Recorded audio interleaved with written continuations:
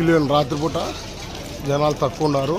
అయోధ్య రామ మందిరం రామ జన్మభూమి queue line ఇదే.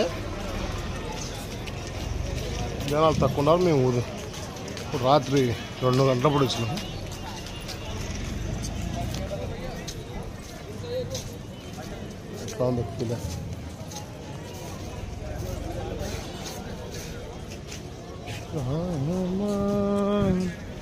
నిరతము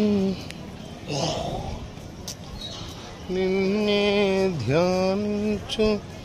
హోటల్కి వచ్చినాము. హోటల్కి పోతున్నాం. అయోధ్య రామ మందిరం.